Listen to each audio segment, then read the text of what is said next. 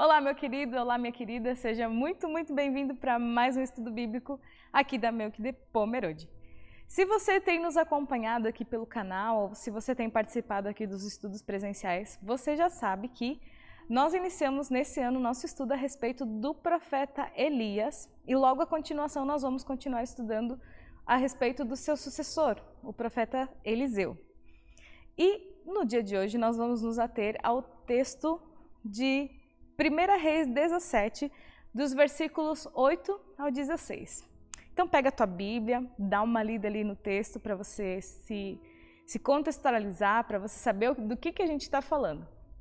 1 Reis 17, dos versículos 8 a 16. Esse trecho ele é muito conhecido na Bíblia, muito mesmo, porque nesse trecho a gente vai presenciar ou a gente vai conhecer um milagre que aconteceu lá no Antigo Testamento. Nesse texto nós vamos conhecer a respeito da vida de um personagem muito peculiar lá do Antigo Testamento, que é a viúva de Sarepta. Essa mulher, ela vai contra tudo aquilo que a gente pensa logicamente. Se nós formos lembrar aquilo que a gente estava lendo e sobre aquilo que a gente falou nos versículos 1 a 7, você vai perceber que Deus envia o Elias para um lugar onde ele vai prover sustento para ele. E a seca chega a esse lugar também. E quando Deus continua dentro da sua misericórdia, do seu amor e cuidado com Elias, então ele envia Elias para a cidade de Sarepta, para a casa dessa mulher especificamente. Dentro da lógica do Antigo Testamento, isso é algo praticamente impossível, porque não faz sentido Deus mandar um profeta, alguém que precisa de exílio, precisa de ajuda, precisa de sustento, para a casa de uma mulher que é viúva, ainda mais tendo um filho. Você vai perceber ali nesse texto que essa mulher, quando ela acolhe Elias na sua casa, ela não tem nada mais para oferecer para ele, a não ser um pouco de óleo e um pouco de trigo. Esse era o único sustento que ela ainda tinha. E esse pouco alimento era para ela e para manter vivo o seu filho. E por que era tão importante que essa mulher mantivesse vivo o seu filho? Porque como viúva, ela não tinha mais um sustento. Porque naquele tempo as mulheres elas necessitavam e elas eram cuidadas pelo marido. Elas não tinham o seu sustento próprio.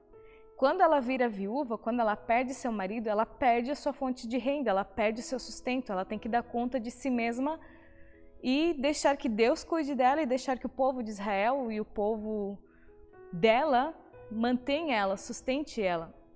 E pensar que o filho dela, que é homem, vai crescer, significa que ela novamente, se ela cuidar muito bem de do filho dela, ela vai voltar a ter sustento, ela vai voltar a ter uma fonte de renda e ali ela pode se agarrar com todas as forças. É a ele a quem ela deve dedicar a vida, porque isso vai ter um retorno na vida dela.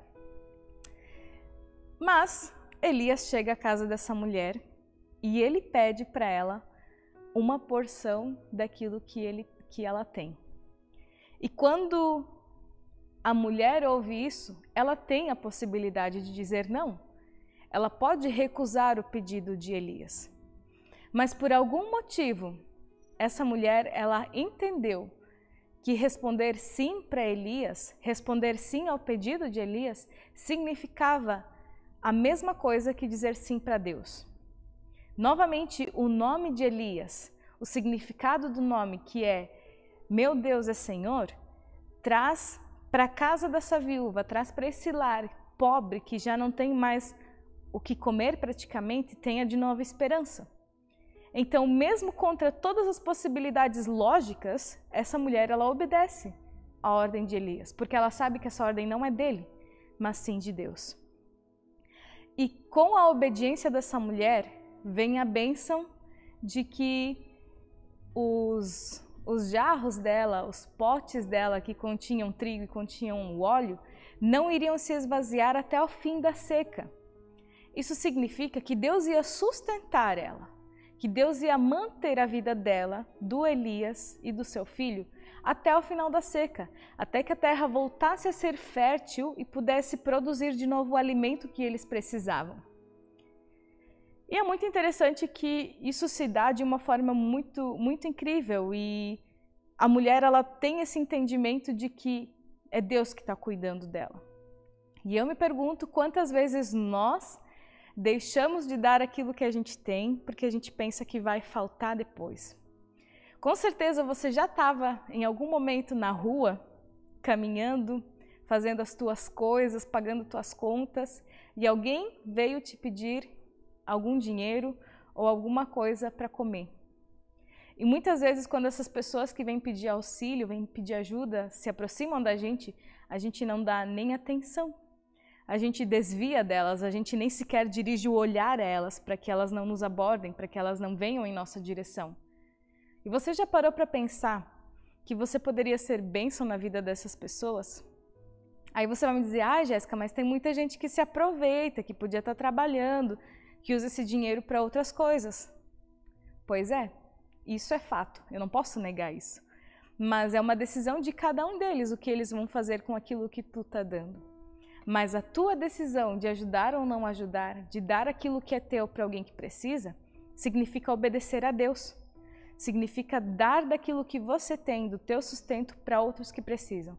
Porque quando nós sabemos que o meu sustento, quando eu sei que tudo o que eu tenho não é meu, mas pertence a Deus, não custa tanto dividir aquilo que eu tenho com quem precisa.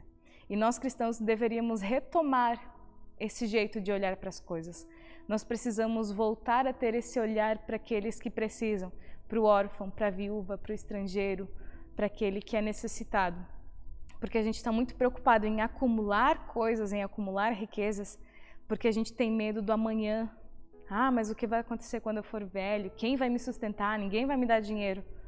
Pois é, ninguém vai te dar dinheiro, mas o teu sustento vem do Senhor. E quando a gente confia nisso de verdade, assim como essa mulher confiou nesse momento, a gente com certeza vai poder ver grandes coisas que Deus faz na nossa vida.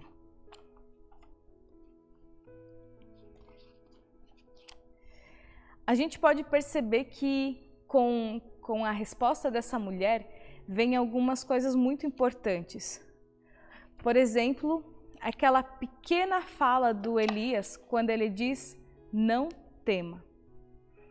Quando ele anuncia para essa viúva que ela não deve temer, significa que quando ela tem Deus do lado dela, que quando ela é obediente a Deus, não tem nada a que ela deva temer. E é muito interessante perceber isso, porque quando a gente se apega aos bens materiais, quando a gente se apega àquilo que a gente constrói, àquilo que a gente pode fazer ou não fazer com as nossas forças, a gente começa a deixar Deus de lado e começa a confiar nas nossas próprias coisas. E quando a gente dá esse passo de não temer, de confiar em Deus para tudo aquilo que a gente vai fazer na vida, seja dar, seja começar uma nova etapa da vida, seja fazer aquilo que vai contra a lógica daqueles que estão olhando ou da nossa própria lógica, esse não temas de Deus faz a gente perceber que a nossa confiança deve estar nele, não na nossa força, não na nossa inteligência e não nos nossos planos. Mas é muito difícil viver assim. Por isso eu quero te convidar a de novo repensar essa questão, a de novo parar, analisar a tua vida e pensar se você tem se preocupado em ser sustentado e em depender de Deus, ou se você está dirigindo o barco da tua vida, se você está dirigindo o carro da sua vida. Se é você que está no volante conduzindo as decisões, conduzindo os planos, os projetos, ou se é Deus quem está lá. Porque assim, se essa viúva tivesse negado o pedido de Elias, ela teria conseguido comida para ela e para o filho dela, que acabaria depois de fazer um simples pão. Ela teria trigo e óleo para fazer um pão, que saciaria a fome dela e do filho dela por um período muito curto de tempo. Mas porque ela obedeceu à voz de Deus, porque ela obedeceu à ordem de Deus e não temeu e confiou na palavra do profeta, ela foi sustentada por Deus por todo o período de seca. E eu espero que isso mexa com teu coração e que Deus trabalhe na sua vida com esse pequeno texto, com esse pequeno exemplo, para que a gente aprenda a confiar em Deus, para que a gente aprenda a entregar as nossas coisas, tudo que a gente tem, mesmo que seja pouco ou mesmo que seja muito, para Deus. Porque quando Ele nos sustenta, independente do quanto a gente tem, se é muito ou se é pouco, a gente pode ter certeza que tem vitória lá no final. E não uma vitória de prosperidade ou de coisas nesse mundo, mas uma vitória de quem se sabe filho de Deus, de quem se sabe guardado por Deus. Porque eu não sei se já te contaram, mas o melhor lugar no mundo para a gente estar é na presença de Deus, é na mão de Deus. E o meu desejo é que esse texto te ajude a pensar nisso e te leve de volta para a presença de Deus, que te faça não temer e de novo confiar toda a tua vida nas mãos desse Deus. Que Deus te abençoe.